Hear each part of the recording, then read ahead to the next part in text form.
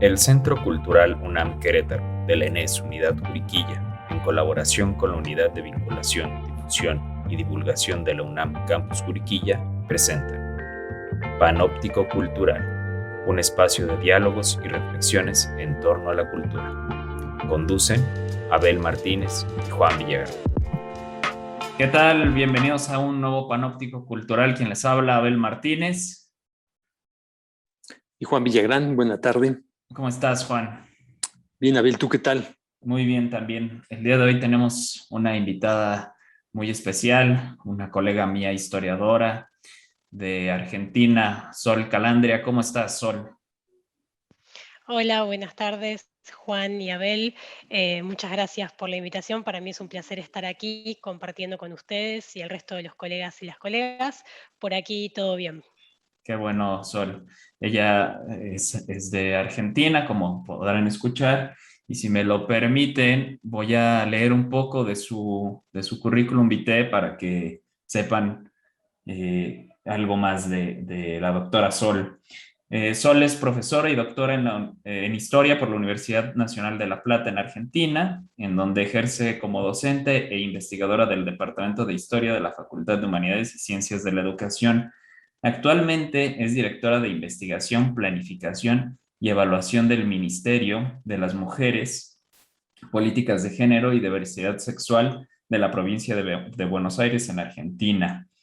Es integrante de la Asociación Argentina para la Investigación en la Historia de las Mujeres y Estudios de Género.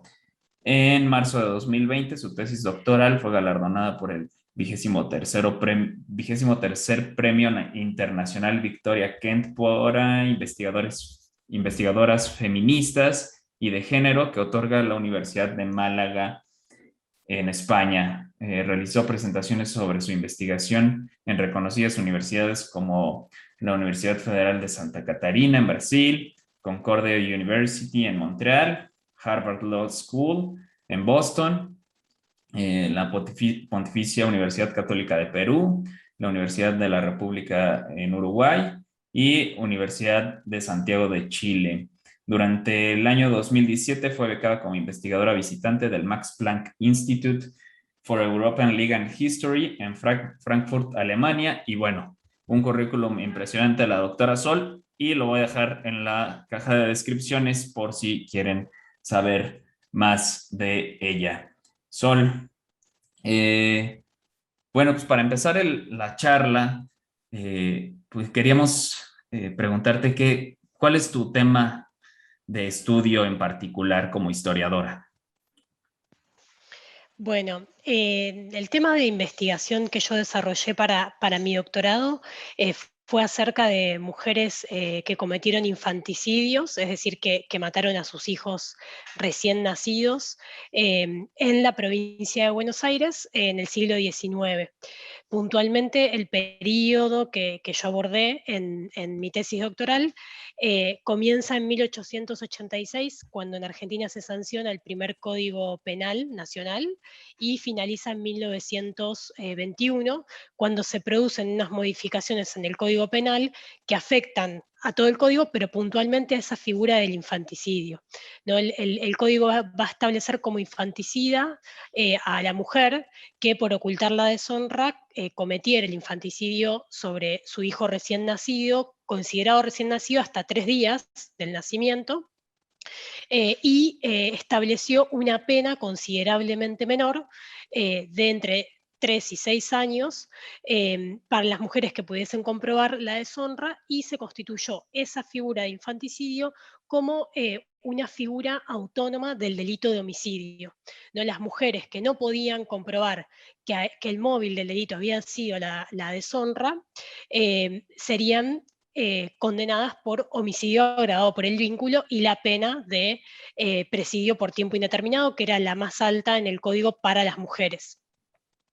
Bueno, el tema de investigación abordó distintos campos y distintas aristas. Puntualmente se posicionó en la intersección de los estudios de género y la historia social del delito y de la justicia penal, y a partir de allí pude mirar este fenómeno no solamente como un fenómeno jurídico, sino también como un fenómeno social, ¿no? Y a partir de ahí, la investigación fue tomando distintos revetes y distintos temas que fue abordando a partir de mirar el infanticidio, que era un tema que a mí me convocaba y me convocó como también parte de mi proyecto y de mi militancia en un colectivo de educación en cárceles, de conocer en primera persona a esas mujeres que también estaban por el delito de infanticidio, y cuando fui a buscar al Código Penal de 1886, me encontré con un delito que hoy en el Código Penal argentino no existe y que tenía una pena considerablemente menor a lo que hoy nos podemos imaginar y a lo que hoy, ¿no? Se condena a un delito de esa magnitud. Y comencé a revisar los expedientes judiciales y también ver una cierta condescendencia con esas mujeres, y a partir de los expedientes poder comprender el universo social y la sociedad en la cual vivían esas mujeres, y empecé a hacerme distintas preguntas que tenían que ver con los perfiles de esas mujeres, quiénes eran, por qué eran criminalizadas, cómo era el proceso de criminalización social más allá de lo establecido por la ley. Em, cuál era el móvil, cómo la justicia, los agentes de justicia lo interpretaban. Bueno, y a partir de esas preguntas fui buscando y trabajando en distintas fuentes históricas para abordar un fenómeno tan complejo como ese y de tanto impacto en el periodo, porque además, si miramos desde una mirada general los delitos cometidos por mujeres en ese momento, era el infanticidio y el hurto eran los delitos más cometidos por las mujeres y por los cuales también eran aprendidas, ¿no? Hay que distinguir entre el delito propiamente y esos delitos que son descubiertos, ¿no? Y que son motivo de prisión, ¿no? Como esa distinción fue una de las preguntas también que motorizó la investigación doctoral, ¿no? De preguntarme por qué algunas mujeres eran descubiertas y otras no.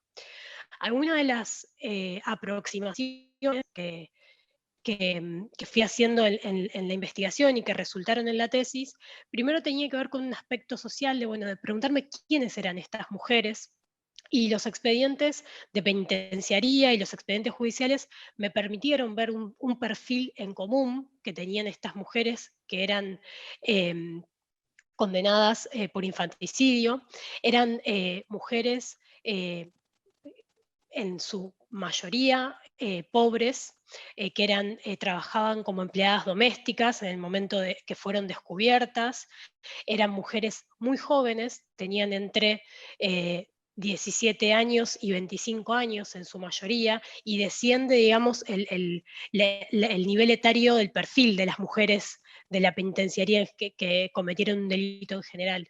Era un perfil de mujeres jóvenes, como les decía, eran analfabetas, la mayoría de ellas eran migrantes, bueno, y eso fueron elementos que me ayudaron a construir este perfil de criminalización social.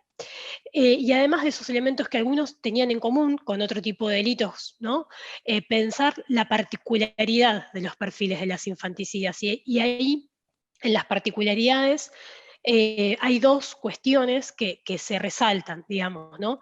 Una es que estas mujeres eran empleadas domésticas, y otra que la mayoría de ellas eran migrantes, pero no eran migrantes extranjeras de España o de Italia como eran otras mujeres que cometieron delitos que no eran infanticidio, sino que eran mujeres que generalmente migraban entre los pueblos de la provincia de Buenos Aires en busca de mejores condiciones de vida, o también respondiendo a otro fenómeno que yo en la tesis lo, lo conceptualicé y lo titulé como migración moral sexual, que tiene que ver con un movimiento que realizaban estas mujeres muchas veces cuando descubrían que estaban embarazadas, ¿no? Y eso podía ser una deshonra, porque el problema de estas mujeres no es que tenían un hijo por fuera del matrimonio, porque muchísimas mujeres tenían hijos ilegítimos, ¿no? Por fuera del matrimonio, sino que el problema estaba que eran mujeres que ese hijo no era reconocido por un padre, ¿no?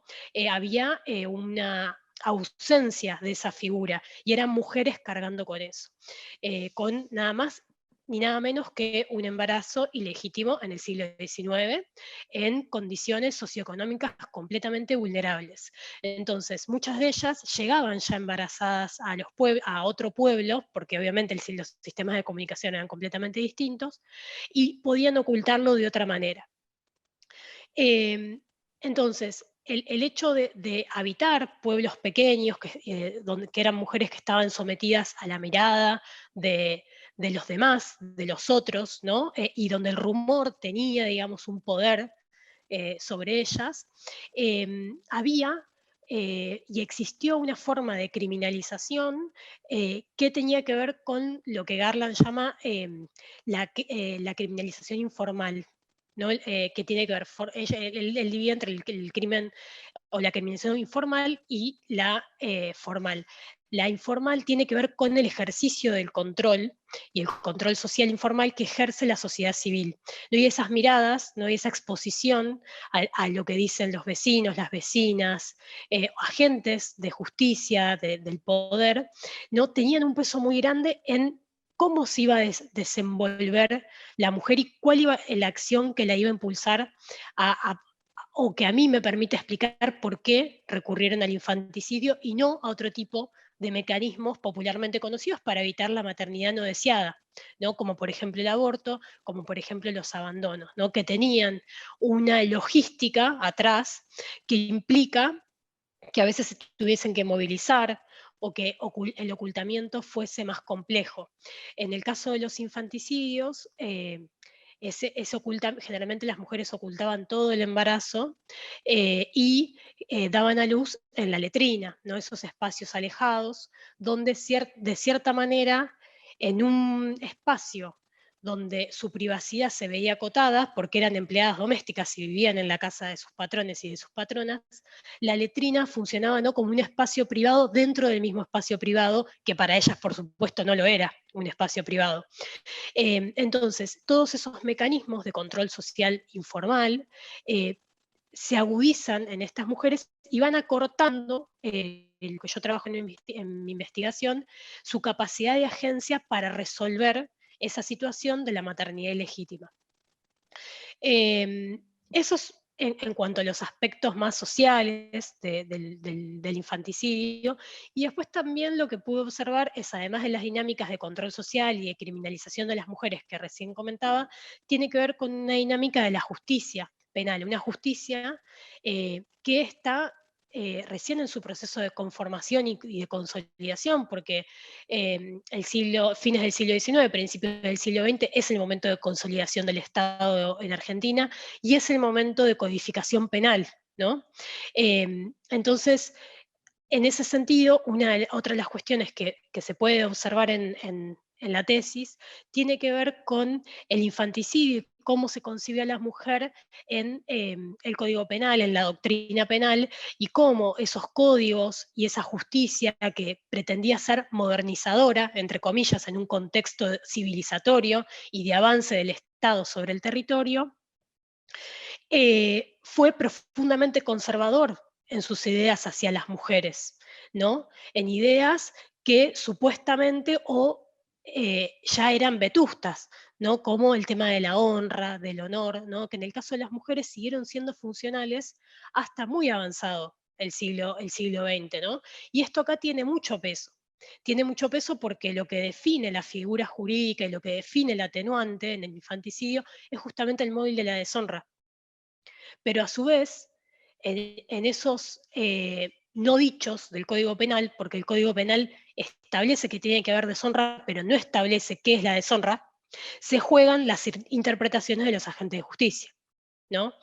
Y que tiene que ver con la virginidad, con la existencia de un progenitor que se haga cargo, también tiene que ver con la condición social de esa mujer. Son debates que se dan, bueno, ¿cómo puede ser concebida la moralidad para una mujer eh, de bajos recursos, ¿no? Bueno, todos esos son debates que subyacen en los expedientes y que sobre los que recaen una impronta que tiene que ver con el deber ser, con los mandatos, ¿no? Que de cierta manera entran en tensión con las prácticas de estas mujeres y con las prácticas de control social, ¿no? Porque un embarazo ilegítimo deja a la vista que los mecanismos de control informal, de cierta manera, tienen vetas, ¿no? Y deja a la luz esas porosidades en lo que tiene que ver con las prácticas que van más allá de las ideas sociales, las ideas políticas y también las ideas jurídicas, ¿no? Y también pensar el infanticidio es pensar la maternidad, ¿no? La maternidad es un problema que está latente, que el Estado, ¿no? Lo transforma en un problema social, porque en un momento de consolidación del Estado, el Estado tiene que avanzar sobre el territorio, es un avance que trae aparejado un proceso de sometimiento, ¿no? Y de aniquilación de los pueblos originarios, y hay que repoblar el territorio. Para repoblar el territorio se necesita reproducción, ¿no? Entonces, esa transformación, esa preocupación del Estado, ¿no? Por la maternidad, va consolidando, ¿no? Un nuevo modelo de maternidad y de familia que tiene que ver con transformar la maternidad en un destino casi inevitable y en una cuestión biológica de las mujeres, que sí lo es, hay una cuestión biológica, pero eso se transforma en un mandato social, ¿no? La capacidad de gestar, de parir, se transforma en un mandato del hacerse cargo, del cuidar, ¿no? Del dar amor, y estas mujeres justamente lo que ponen en tensión y lo que dejan a la vista es que que la maternidad y este modelo es una construcción social, ¿no? Porque tienen que elegir entre, eh, bueno, en la tesis yo lo llamo como entre la honra y la vida, ¿no? Tienen que elegir entre, bueno, seguir su vida de una manera que no se vean perjudicadas por ese embarazo cuando ya no quedan más maniobras para realizar dentro de sus capacidades de agencia, eh, pero a su vez hay un mandato que recae en una sociedad que las está mirando, ¿no? Y que las está controlando.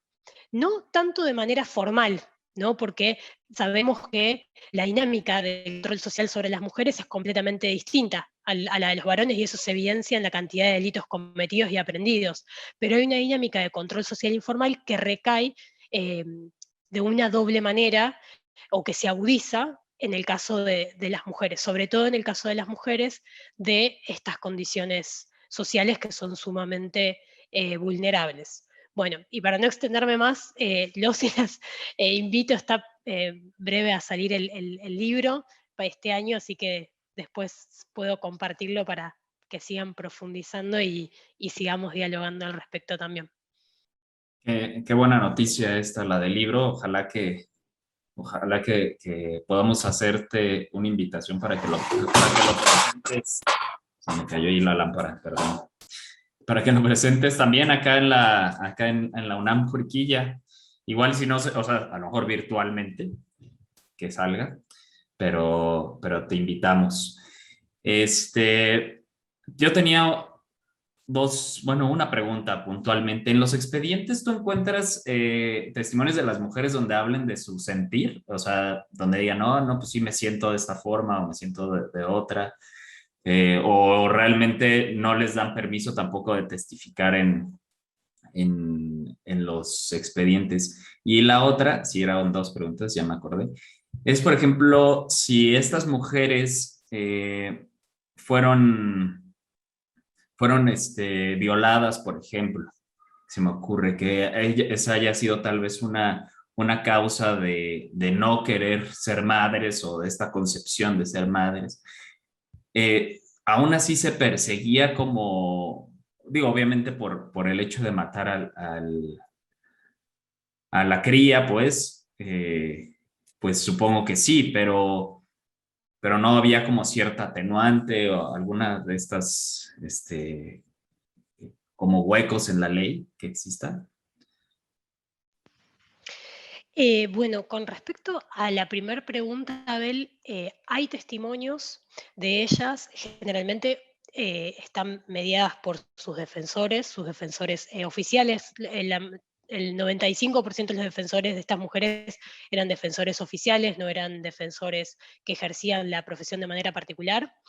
Y en este caso hay algo muy interesante, que ese sentir, ¿no?, tiene que ver con una expresión que luego es traducida en términos jurídicos, ¿no?, que nunca la podemos como observar en los expedientes como una manera más primaria, digamos, no está mediada por un seguimiento, un acompañamiento de sus defensores de qué es lo que tienen que decir, ¿no?, en ese momento como estrategia del litigio, pero hay algunas cuestiones que subyacen y que son muy interesantes, que tienen que ver justamente con lo de la honra y la deshonra, ¿no?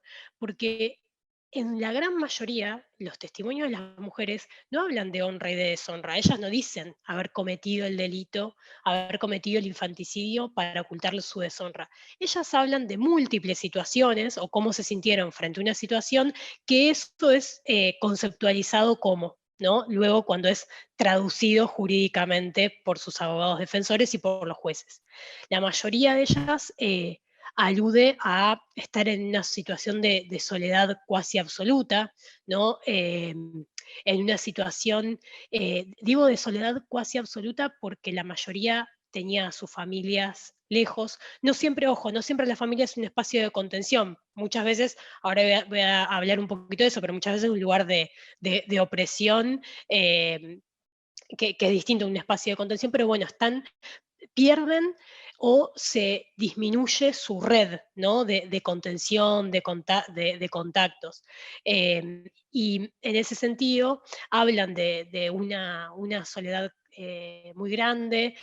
Muchas de ellas dicen haber intentado abortar, como que no lo querían desde un primer momento. Muchas de ellas dicen no saber y la mayoría eran primerizas y dicen haber pensado que tenían solamente ganas de ir al baño, ¿no? Hay un desconocimiento muy grande y un proceso de negación muy grande sobre eso. Y también hay sentimientos que tienen que ver con, con también las consecuencias que eso podía traer, el miedo, ¿no? El miedo es el sentimiento que atraviesa todos estos casos. El miedo a ser descubiertas por sus patrones, y eso implicaría que las echaran de sus trabajos o que tuvieran una especie de castigo, ¿no? El miedo a ser muchas veces castigadas por sus propios padres, el miedo a lo que dice su vecindario, ¿no? Hay un caso puntual de una mujer que ella, eh, después de haber cometido el infanticidio, sale a la calle diciendo que ya, si querían, le podían abrir su panza para desmentir todos los rumores, que ella nunca había tenido un bebé, ¿no? O sea, hay una cuestión de la presión social muy fuerte, y el miedo es el sentimiento que prima en estas mujeres, ¿no? Por eso también el hecho de ocultarlo absolutamente o hasta el punto de negarlo, ¿no? Porque desde la psicología también se ha comprobado que la negación es algo muy característico de estas prácticas, ¿no? Y por el otro lado, cuando decía que a veces la familia no es un espacio de contención y todo lo contrario, tiene que ver con esta pregunta que vos hacés, la pregunta de la violación. Em, Muchas de ellas aluden a que hubo relaciones sexuales no consentidas. Algunas, o sea, es un porcentaje pequeño, ¿no? Em, es un porcentaje pequeño, y ese porcentaje, la mayoría de esas violaciones ocurrían en el ámbito intrafamiliar, ¿no? Sus hermanos, sus padres, sus tíos, ¿no? Y muchas veces eran obligadas por ellos mismos, ¿no?, a cometer el infanticidio para que no fueran descubiertos esas violaciones. Pero acá algo que me parece muy interesante, que tiene que ver con los silencios patriarcales de la historia, que las mujeres aluden a que hubo violación, o cuentan, ¿no?, estas situaciones, y eso es parte del relato, nunca hay una detención sobre ese hecho en particular. No es un atenuante sobre ellas, y menos es un motivo de investigación del varón que cometió la violación, ¿no? Y ahí, digo, es interesante esto para pensar lo dicho y lo no dicho, ¿no?, de los documentos, esa lectura a contrapelo, ¿no?, que propone Aguja, de poder leer los silencios. Esto es un ejercicio que, por lo menos a mí, recién lo pude como hacer al momento ya de finalizar la lectura de los expedientes, cuando iba decantando ese proceso de análisis, reparar en estos silencios que tienen un trazado patriarcal muy grande, porque se está condenando castigando, mejor dicho, a una mujer que cometió un infanticidio en unas circunstancias atroces, ¿no?, y aludiendo a motivos que son em, que son atenuantes en sí mismos, como es el infanticidio, pero a su vez no es motivo de investigación del varón. No todos los casos se cierran. Y eso es muy interesante para pensar. Y ahí hay un caso solo, que fue uno de los pocos infanticidas varones, porque obviamente yo, luego de trabajar en el archivo de la Penitenciaría de Mujeres, fui a buscar la aguja en un pajar, que es encontrar infanticidas varones, ¿no? Porque em, cuando el código sufre una modificación, em, va a incorporar también a los varones, que por ocultar la deshonra femenina, o sea, al padre, al esposo, a otro hijo, y a los hermanos que por ocultar la deshonra de la mujer cometieron un infanticidio. Y encontré un caso aberrante, ¿no?, que tiene que ver con una violación intrafamiliar, y es el único varón que es efectivamente condenado por violación, no por infanticidio, sino por homicidio agravado por el vínculo, ¿no? Ahí hay una cuestión que es mucho más dura, y que tiene que ver también con, yo en la tesis lo trabajo con un concepto que trabaja una politóloga feminista, que es Carol Pateman, que habla de este contrato, de un contrato social, sexual, ¿no? Hace una relectura de la teoría política del contrato social y habla de que ese contrato social que da origen a la sociedad democrática moderna esconde un pacto que ella lo llama de carácter sexual, que es el pacto entre los fraters que pactan el igual acceso al cuerpo de las mujeres. Y ese pacto también, a través de este caso, lo analizo vinculado a la potestad del Estado y cómo el Estado tiene, digamos, un límite en el acceder en el hogar, ¿no?, porque delega el ejercicio de los derechos en los varones del hogar, pero intercede en ciertas ocasiones, ¿no?, desde su brazo punitivo, que tiene que ver con este tipo de delitos. Porque otras mujeres que dicen haber sido violadas, por ejemplo, en la vía pública o en el campo, no intercede de ninguna manera. El único caso que intercede es este, ¿no?, donde hay una violación y hay un infanticidio cometido por él, no que obliga o impulsa a la mujer, la convence de cometer el infanticidio. En esos casos no hay averiguación, pero sí hay una voluntad muy clara. De hecho, hay un pedido del juez de primera instancia, el juez de paz, diciendo que busque las pruebas porque ese hombre tiene que ser efectivamente castigado. Que es raro ver algo así en los expedientes. Es un expediente larguísimo y que es muy, muy llamativo porque de cierta manera es como algo que nos gusta mucho a los historiadores, ¿no? A través de una lupa, ¿no?, mirás como todo un universo de relaciones que en este caso son de desigualdad, de violencias de poder, que se ejercen en el ámbito intrafamiliar, que también es muy difícil de poder eh, observar, ¿no?, en la historia. Eh, pero bueno, ese caso es particular, pero sí, por lo menos las que aluden, no hay, como decía, una investigación que movilice y aparece esta práctica de los silencios y los no dichos de la historia que hacen omisión del ejercicio de la violencia sexual. Sol, todas estas conductas o condiciones de la mujer que ha causado infanticidio y con la experiencia que tienes en el colectivo, ¿lo ves replicado actualmente en las reclusas? Bueno, es una pregunta, Juan, muy interesante porque em, en Argentina, en las cárceles de mujeres, hay un pabellón destinado a mujeres infanticidas. Eh, y es muy paradójico porque en las cárceles de varones, los pabellones separados también destinados a los varones que están por delitos sexuales, ¿no? Y a mí, bueno, eso cuando conocí las cárceles hace mucho tiempo me llamó sumamente la atención, porque además cuando iba a mirar los expedientes y miraba la dinámica de las cárceles de principios del siglo XX, fines del XIX, eran muy distintas.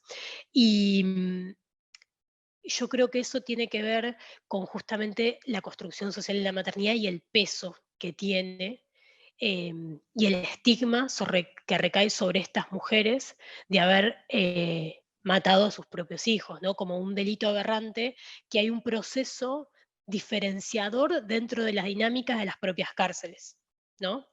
Es digo, en las cárceles hay una construcción, ¿no? De un nosotros, nosotras en este caso, ¿no? Y un yo en contraposición al resto. Cómo se construye la dinámica de la identidad en general. Y en este caso hay como una diferenciación que se hace internamente por el tipo de delito cometido, ¿no? Bueno, yo cometí un robo, pero no cometí un infanticidio, ¿no? Lo mismo pasa con las cárceles varones. Bueno, yo robé, pero el delito sexual es otra cosa, ¿no?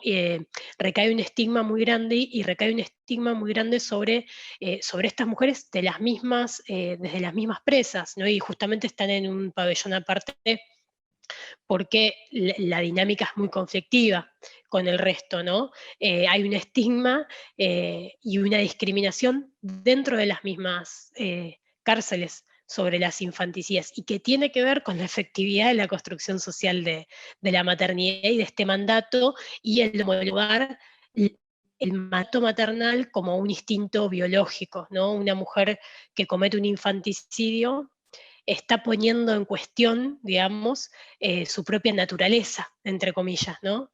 Que supuestamente es maternal. Entonces, esa atrocidad con la cual es visto el delito impacta hasta en la dinámica misma de las propias cárceles. Acá hay el infanticidio ya desde el 94 que se sacó del Código Penal como figura y fue vuelto a discutir con un infanticidio que fue muy impactante hace ya algunos años de una mujer que mata a su hijo recién nacido de 17 puñaladas y alude a haber visto la cara de su violador en él.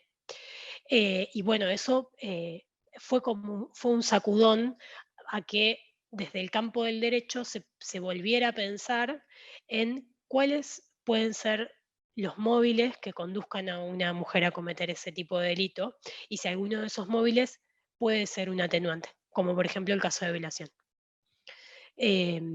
Pero obviamente son casos ahora más aislados, ¿no? Es distinto esa proporción, ¿no? Que yo contaba de que en el siglo XIX hasta principios del XX encontramos que hay casi una equiparación entre, por lo menos en la provincia de Buenos Aires, entre el delito de infanticidio y el delito de hurto, que bueno, era común en ese momento, el delito de hurto no es casi común, eh, a una disminución, ¿no? Y que tiene que ver con el efecto de este mandato, de este dispositivo que tiene que ver con la maternidad, ¿no? Em, Y en ese sentido es interesante ver algo que a los historiadores y las historiadoras nos interesa mucho, que ver la dinámica de esa transformación y cómo se expresa en estas instituciones de control social. ¿Y continúa siendo un atenuante la pobreza actualmente? Porque mencionabas que en el pasado era gran parte de la esfera social, era la gente o las mujeres en estado de pobreza. Claro, en sí la pobreza no era un atenuante en sí mismo, sino era algo que contemplaban los jueces al momento de analizar el hecho, ¿no? No era lo mismo para ellos la honra y la deshonra que podían tener una mujer de la élite.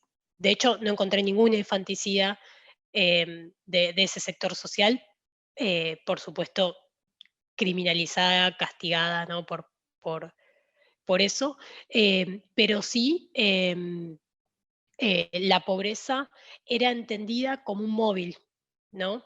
Era entendida como un móvil y se podía concebir la deshonra de otra manera. Por ejemplo, hay de los casos de infanticidio que yo trabajo, hay solamente 4 que llegan a la Suprema Corte de Justicia de la Provincia de Buenos Aires, que es la instancia, eh, la tercera instancia del Poder Judicial, la última. De estos 4 casos, hay uno puntualmente que discuten el significado de la honra y la deshonra de una mujer que comete el infanticidio sobre el tercer hijo. ¿No? Por eso, primero, en la primera instancia y en la segunda, la Cámara la condenan por homicidio con tiempo indeterminado en penitenciaria. Y lo que sucede es que el defensor apela hasta llegar a la corte, porque ella lo que dice es que ella comete el infanticidio sobre el tercer hijo porque desde el primero el padre de sus hijos le había prometido matrimonio que él no cumple, y además cuando ella queda embarazada del tercer hijo, él se va con otra mujer, ¿no? Entonces, ella dice que se sintió deshonrada en ese momento, que sus otros 2 hijos eh, los tuvo, digamos, hay una cuestión ahí que tiene que ver con cuestionar socialmente el instinto, ¿no? Y ella dice que ella se sintió deshonrada en ese momento, ¿no? Entonces, el debate es muy interesante en el sentido que vos estás preguntando, Juan, porque los jueces del Supremo Tribunal discuten a ver qué significaba la honra para esa mujer y terminan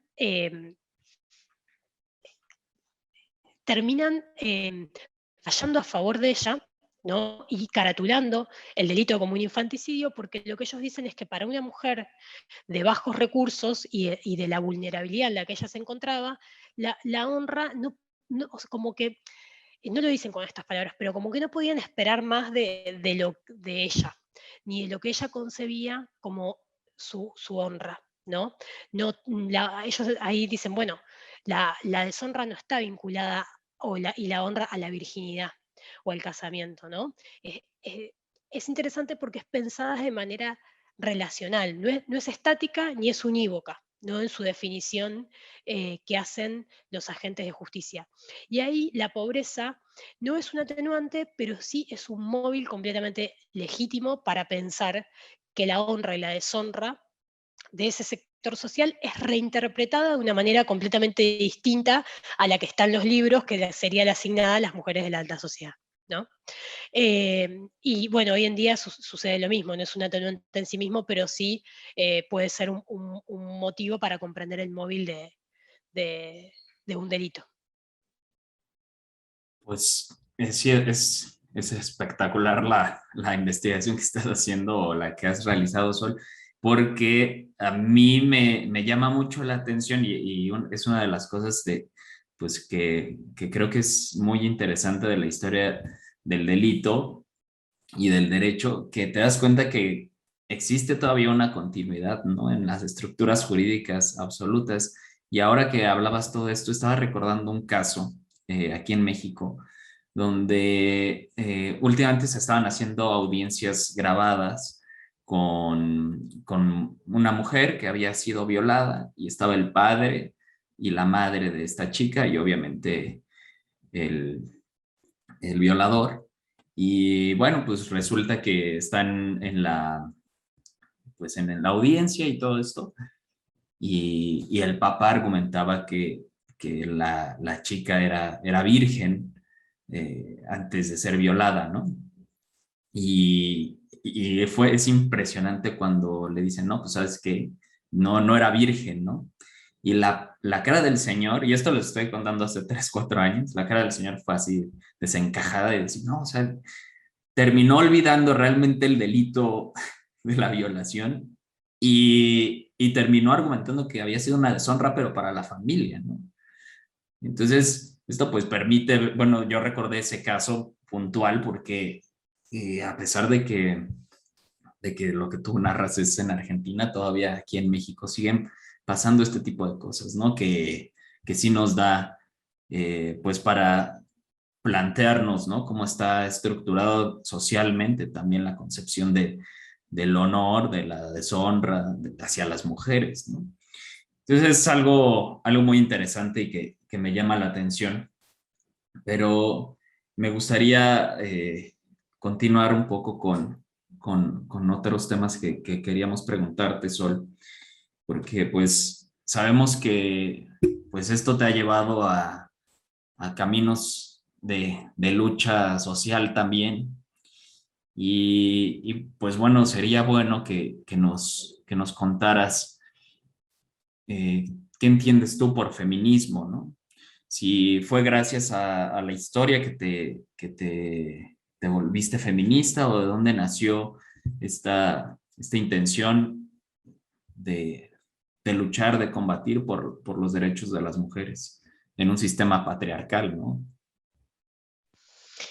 Bueno, yo siempre que pienso sobre esa pregunta que vos me haces saber bueno, cuándo me hice feminista o me interesó o me acerqué, siempre recuerdo una frase de nuestra queridísima Dora Barrancos, que es socióloga, historiadora, feminista, precursora en Argentina, abrió muchos caminos y hoy es asesora presidencial. Dora siempre habla cuando le hacen esta pregunta del devenir, porque es difícil identificar un momento, pero sí hay hitos que uno recuerda en ese camino, que ya es largo. Y yo entiendo al feminismo em, como un movimiento de lucha, pero también el feminismo es teoría social y práctica política. Su teoría social se construye al calor de la práctica política y su práctica política es también orientada por su teoría social. Y es teoría y es práctica del cambio, del cambio social y del cambio histórico, y promueve y apunta, es un movimiento social que apunta, que tiene como objetivo luchar en pos de los derechos de las mujeres, la inclusión y la igualdad, ¿no? De las mujeres, y actualmente podemos pensar que el feminismo ya incluye y convoca, esto igual es un debate que no viene al caso ahora, pero que incluye y convoca a también los movimientos LGTBI, ¿no? Forman parte de ese movimiento, y que la lucha no solamente en pos de promover los derechos de las mujeres, sino de estas identidades disidentes también. Em, entonces, para mí, pensar ese feminismo tiene que ver con pensar algo que continuamente está mutando, que es flexible, como decía, que no es unívoco, justamente, y ahí es donde radica su riqueza, ¿no? A veces es muy difícil definir el feminismo, podemos hablar de los feminismos concluyendo en un objetivo estratégico que tiene que ver con dar esa lucha contra la subordinación de las mujeres y de las disidencias. Em, pero a su vez, como dice Karen Offen, hay que reconocer del feminismo su carácter relacional, ¿no? De pensarse situado en tiempo y espacio, ¿no? No podemos pensar que todos los feminismos son iguales en un contexto o en un país determinado. Entonces, el feminismo, creo que pensarlo tiene que ver con pensar ciertas cuestiones y ciertas improntas que tienen que ver con reconocer, por lo menos en América Latina, y es algo que tiene que ver con cómo yo me siento interpelada y me siento parte de un movimiento que no solamente es argentino, sino un movimiento que trasciende las fronteras y que tiene una impronta latinoamericana.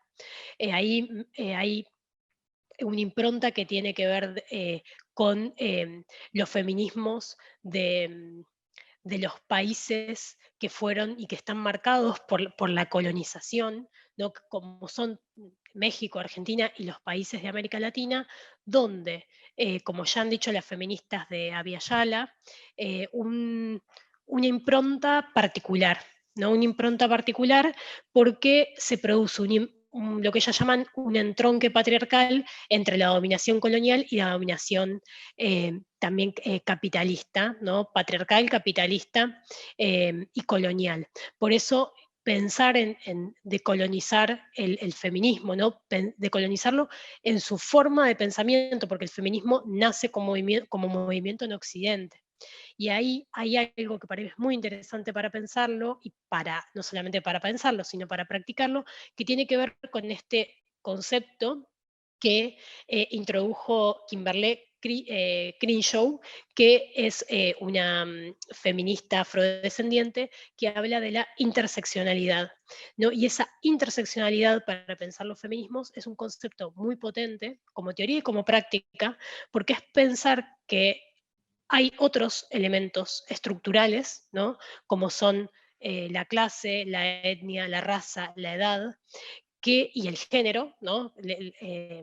En su interseccionalidad, que en su simultaneidad, en su forma de dinámica de actuar, van a construir dinámicas de opresión y desigualdad, ¿no? Que son distintas, ¿no? Por eso es muy importante la potencia que tiene este concepto para pensarnos y para pensar un feminismo que sea propio de nuestros territorios, ¿no? Y que se vaya, digamos, alejando o decolonizando de esa impronta, ¿no? Que tiene el feminismo occidental, que es un feminismo que nace en la elite, que nacen las mujeres que pudieron ingresar en las universidades, ¿no?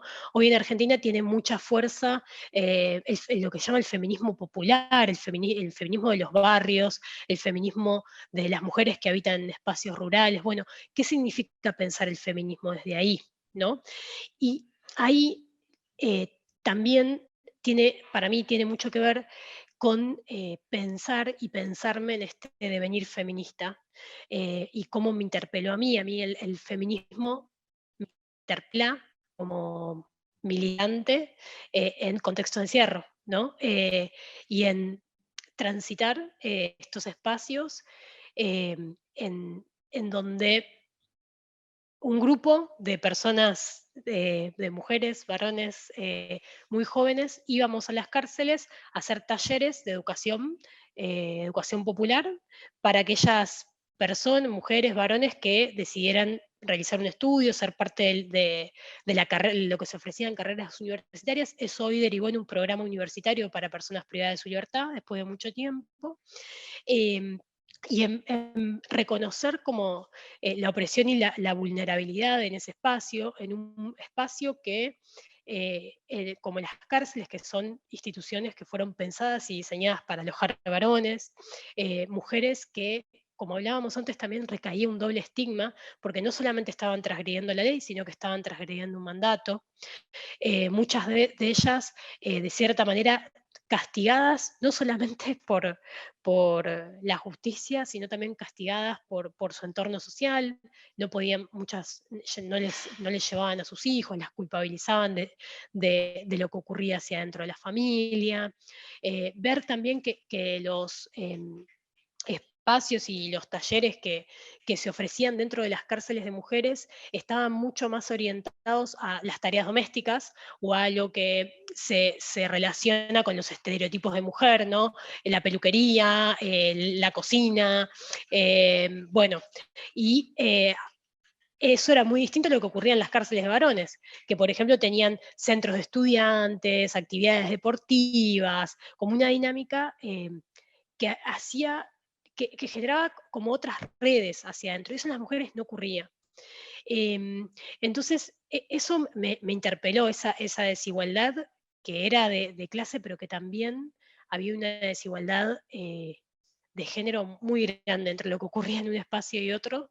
Y en ese sentido, por un lado, me sentía completamente interpelada y cada vez que pisaba una cárcel de mujeres, sentía que algo me corría y me atravesaba en el cuerpo de una manera completamente distinta y tenía que ver con esa identificación de pensarnos como parte, digamos, del ser mujeres, ¿no? Y esas opresiones, esas violencias que recaen como mujeres, pero a su vez, ¿no? Reconociendo en esto que hablamos de la interseccionalidad, bueno, también una posición privilegiada socialmente como estudiante universitaria y después profesora que iba a ese espacio, ¿no? A generar estos talleres de encuentro, de promoción de la educación adentro de ese espacio. Ese fue para mí como algo que me marcó a fuego y que pude como ver las desigualdades de una manera muy, muy cruda, de la manera más atroz, y eso fue lo que siempre me movilizó como militante del campo popular y feminista, primero del campo popular y después feminista, por eso de venir en feminista. Eh, y bueno, eso es algo que, como les decía, me movilizó mucho y que siempre me impulsa a pensar y a promover esos derechos sobre todo para este sector social, ¿no? Que es el más vulnerable eh, y en el que las desigualdades se agudizan mucho más, no solamente por ser mujeres, sino por esta interseccionalidad de otros elementos estructurales que eran los que mencionaba antes. Y otro de los hitos que a mí me marcó, digamos, en este recorrido, tuvo que ver con lo que sucedió en Argentina y después en el resto de América Latina y del mundo.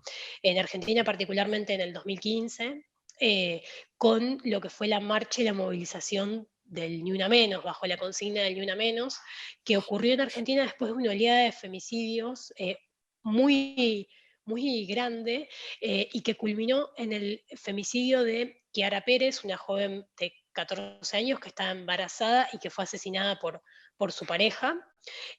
Bueno, y eso llevó como una movilización que fue espontánea, ¿no? Y el hecho de encontrarme ya en otro espacio, ¿no? En las calles, ese lugar que a veces para nosotros es tan inseguro, que a veces esquivamos ciertos espacios por justamente cuestiones de inseguridad, de lo que nos puede suceder. Digo, nos encontraba en las calles todas juntas, hermanadas, como mirándonos, encontrándonos y estando ahí por un objetivo en común que tenía que ver la lucha contra todas las formas de violencia y su forma más atroz que es el femicidio. Esa consigna del Ni Una Menos fue como la bandera, ¿no? que transformó, creo, en Argentina y que después también contagió en el resto de Latinoamérica. Para mí es un hito no solamente por mí, sino por lo que a mí me ocurrió, sino porque el Ni Una Menos transforma al feminismo en un movimiento masivo, ¿no? Nunca había sucedido eso en Argentina.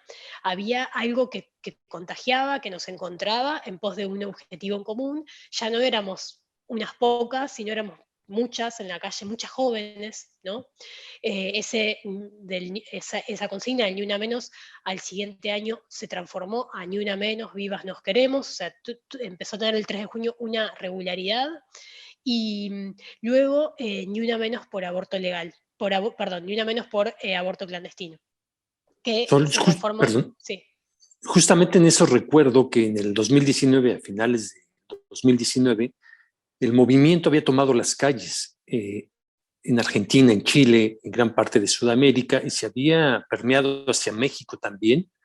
Era un movimiento bastante fuerte, bastante sólido y que iba en crecimiento, pero se cruzó la pandemia y todos nos resguardamos. Lo que yo te quería preguntar es qué pasó con el movimiento o qué va a pasar después de la pandemia, porque llevaban un buen ritmo de conseguir ser visibles y de un avance en su lucha, Pero esto silenció todo, no solo el feminismo, el movimiento feminista, sino muchas otras cosas más.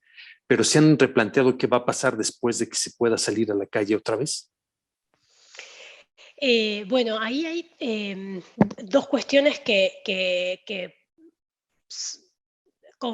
tienen cierta confluencia, digamos. Una, la que vos decís, Juan, que tiene que ver con la pandemia, y por el otro lado, puntualmente en Argentina, es que el 31 de diciembre del año pasado, del 2020, el Congreso sanciona la ley de aborto legal, seguro y gratuito, ¿no? La ley de irrupción voluntaria del embarazo, que fue la que confluyó, digamos, como decía, este movimiento va a confluir en una nueva consigna, ¿no? Ni una menos por aborto clandestino y bajo la bandera del aborto legal, seguro y gratuito. Eh, Eso tiene un horizonte y un objetivo que fue cumplido en el marco de la pandemia, bajo, digamos, el mandato de un gobierno popular que también incluye al feminismo dentro de su agenda de gobierno y a las demandas feministas dentro de su agenda de gobierno. Pero bueno, generan dos cuestiones: el desafío de pensar que esa ley se lleve efectivamente a la práctica, ¿no? Una cosa es la sanción y otra cosa es que se practique y que sea efectiva. La realidad es que hoy, eh, ya a un tiempo de haberse sancionado, no hay mujeres muertas por abortos clandestinos, lo cual es un dato eh, muy impactante.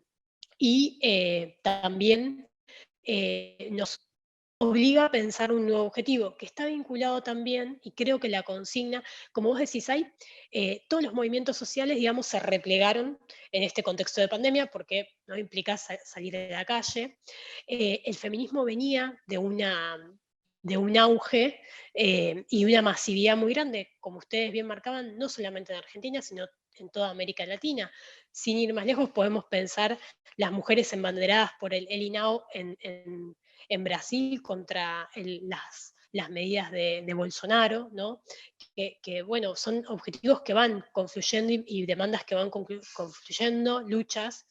Y en este caso, la pandemia en Argentina trajo, digamos, la ley de irrupción voluntaria del embarazo, pero a su vez nos obligó a pensar una nueva consigna, ¿no? Que va de la mano de la pandemia. Y ahí, ahora en Argentina lo que está debatiendo mucho el feminismo y que además se puso en agenda por la pandemia, tiene que ver con la corresponsabilidad en los cuidados y en las tareas domésticas. Ese es un eje que hoy es transversal al movimiento feminista, porque lo que ocurrió en un contexto de pandemia es que las mujeres, al verse replegadas al hogar, ¿no? Sucedieron dos cosas. Una es que los casos de violencia de género se dispararon, porque como hablábamos antes, muchas veces el hogar no es un territorio de seguridad y de contención, sino muchas veces donde ellas conviven las mujeres conviven con sus agresores, ¿no? En Argentina hay una línea que es la línea 144, que es de atención, acompañamiento a, a víctimas de violencia de género, y los llamados a la línea se dispararon, ¿no? Eh, y eso es una de las problemáticas que se agudizó en la pandemia. Y otra tiene que ver con la sobrecarga en las tareas de cuidado y del trabajo doméstico que tuvieron las mujeres, ¿no? En este contexto de la pandemia, donde estábamos todos, todas, todos adentro de nuestros hogares las 24 horas del día, por los 17 días de la semana. En este contexto, esa desigualdad en la división sexual del trabajo, en la división de las tareas domésticas, quedó muy a la vista, y es algo en lo cual se está trabajando desde los ministerios de las mujeres, que son también un hito histórico de esta gestión, de situar a la problemática de las desigualdades y las violencias por razones de género en su máxima autoridad de gobierno para dar respuesta, y a su vez del movimiento, ¿no? Desde el movimiento se está pensando cómo dar respuesta a esta desigualdad que es histórica y que hoy en día en Argentina estamos dando algunos pasos en debatir este tema y en implementar políticas que no que sean de reconocimiento y de transformación, ¿no? De eso, porque allí esas desigualdades que se agudizaron por la pandemia tiene que ver con mostrar y dejar la vista que esta división entre el trabajo, digo trabajo en tanto carga, pero sería trabajo doméstico no remunerado, eh, que las tareas en el hogar y las tareas de cuidado son insoslayables para la reproducción de la vida, ¿no? Entonces, hoy en Argentina a nivel nacional se está pensando en la construcción de un plan para abordar el tema de los cuidados, para mostrar estas desigualdades y ver cómo las visibilizamos y cómo las abordamos, porque eso también tiene una dinámica al interior de los hogares y hay que darse un trabajo de disputa cultural y de mentalidades que es muy a largo plazo, pero también tienen que darse políticas de reparación, ¿no? Como fue en su momento la jubilación a, a amas de casa, ¿no?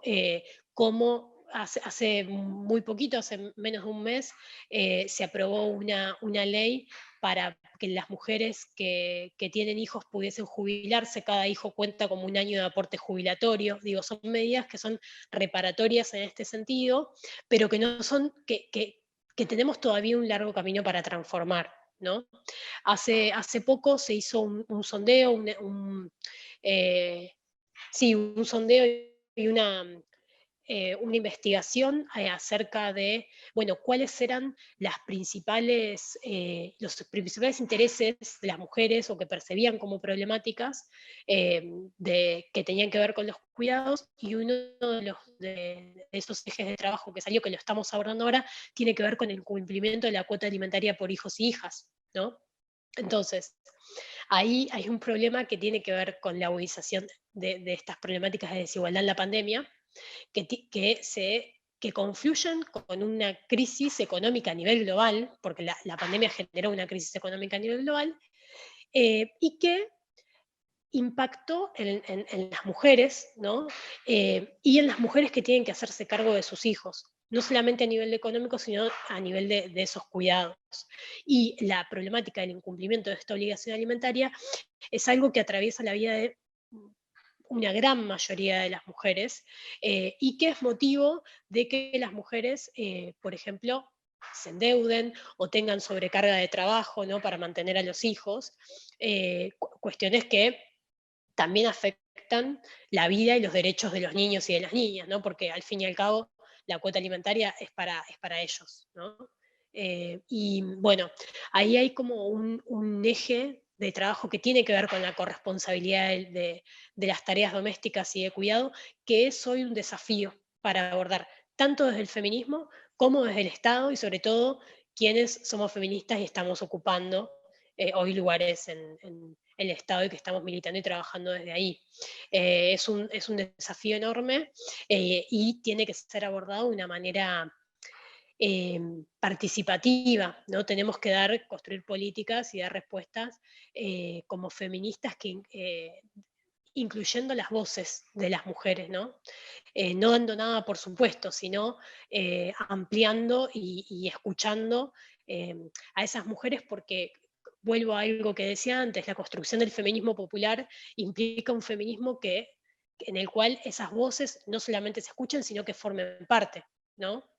De la construcción de ese feminismo, no un feminismo que imponga ideas iluminadas a otro sector de mujeres. No, la construcción del feminismo es con ellas, y en ese sentido esas voces tienen que ser recogidas para construir estas políticas públicas que son políticas públicas que tienden a construir pisos de igualdad, porque las desigualdades no solamente de género, no solamente eh, se vinculan con los derechos políticos, sociales, civiles, sino también con desigualdades que son económicas y que con la pandemia quedaron a la vista y se agudizaron aún más. Creo que el desafío hoy que tenemos va por ahí, va por ese carril, sin perder de vista, obviamente, las violencias por razones de género, los femicidios, ¿no? Que hay que construir mecanismos en los cuales el Estado llegue a dar respuesta.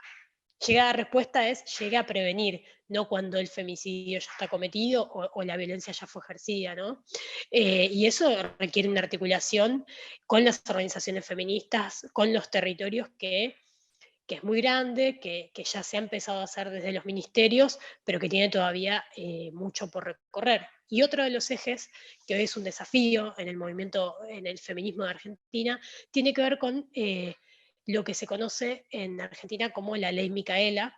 La ley Micaela es una ley que se sancionó a partir de un femicidio, el femicidio de Micaela García, que fue un femicidio que podría haber sido evitado si los agentes de seguridad hubiesen estado capacitados para abordar, digamos, esa problemática, porque el violador y femicida de Micaela fue un hombre que tenía denuncias por violación, ¿no? Y que se subestimó, digamos, la nueva denuncia de que ese hombre había intentado abusar de otra chica. Bueno, se podría haber evitado y eso derivó en la sanción de una ley, que es la ley Micaela, que lo que establece es la formación obligatoria en materia de género para todos los agentes del Estado en sus tres poderes, ya sea cualquiera su rango de jerarquía, ¿no? Trabajadores, trabajadoras, funcionarios y funcionarios, para poder eh, tener perspectiva de género y poder llegar a dar respuesta antes de que algo suceda, ¿no? Poder mirar y también construir políticas públicas de una perspectiva de género. Entonces, la ley Micaela, digamos, también es otro desafío que tenemos, que hoy ya está en marcha, pero que tiene que ver con el avance en esa implementación, porque el Estado es, obviamente, tiene mucho personal, y bueno, si bien estamos avanzando muchísimo en lo que es la formación de los agentes del Estado, hoy es un desafío, y es un desafío también, digo, para el feminismo, que fue, ¿no?, quien a través de sus luchas y sus demandas logra, digamos, eh, incorporar en la agenda, o sea, tensionar y que el Estado incorpore, digamos, una ley para dar respuesta a este tipo de problemáticas. Yo creo que por ahí son los desafíos que hoy tiene el feminismo y su articulación con un gobierno de corte popular que tiene feministas y que intenta dar respuesta desde la inclusión y desde la promoción de derechos de las mujeres y las personas LGTBI. Sol, ha sido de verdad una cátedra lo que nos has enseñado el día de hoy. El tiempo apremia y se me pasó muy rápido el tiempo. De verdad teníamos muchas preguntas, otras las resolviste, pero creo que, bueno, para nosotros fue muy importante hacer este ejercicio contigo porque muchos colegas en México están tomando como ejemplo Argentina, ¿no? Ya ante todos estos esfuerzos bueno, que han hecho como colectivo feminista, como este empuje, ¿no? Que no solamente se vea desde las clases sociales más altas, ¿no? Sino que también vaya hasta los lugares más recónditos de la sociedad, ¿no? Que a veces son los que no, como muchas veces aludimos los historiadores, los que no tienen voz o los que les cuesta mucho trabajo tener voz ante la sociedad, me refiero hacia arriba. Y pues bueno, yo quería agradecerte, Sol, no sé si quieras concluir con algo. De verdad aprecio mucho el tiempo que te has tomado para mostrarnos esta parte de Argentina y no sé si quieras concluir con algo. Ya para cerrar, solamente agradecer a Abel y a Juan por la invitación. Para mí realmente es un placer estar dialogando acá con las personas que van a escuchar, que van a ser parte, y bueno, siempre a disposición para seguir intercambiando y también pensando colectivamente esto que, que tenemos que pensar, digamos, a nivel latinoamericano, ¿no? Porque hay improntas de nuestro territorio a nivel geopolítico que nos une, ¿no? Nuestra historia nos une, nuestra historia de desigualdades nos une, nuestra historia de luchas nos une, y bueno, este intercambio para mí es fundamental para seguir recorriendo y trazando esos caminos. Juan. Sí, así es como bien menciona Sol, este movimiento feminista que está permeando toda Latinoamérica y que tuvo una pausa por la pandemia. Es muy grato saber que en Argentina continuó y que han encontrado espacios de victorias jurídicas que puedan ser un ejemplo para el resto de Latinoamérica y que contagien de nuevo toda esta necesidad de visualizar a las mujeres y de que todo su esfuerzo que venían trabajando a lo largo de esta década pasada del 10 continúen durante el 20 y con mayor beligerancia y con mayores logros, porque hay mucho trabajo por hacer, hay muchas cosas que quedaron pendientes y que se tienen que retomar en el camino. Así es. Muchas gracias, Sol. Ten confianza en que le daremos la mayor difusión a todo esto para que llegue a todos lados. Y bueno, y después te estaré invitando para que nos des otra charla, pero ya a lo mejor con público, ¿no? Te agradezco mucho y bueno, pues muchas gracias a todos los que nos escuchan. Nos vemos en la próxima. Gracias, hasta luego.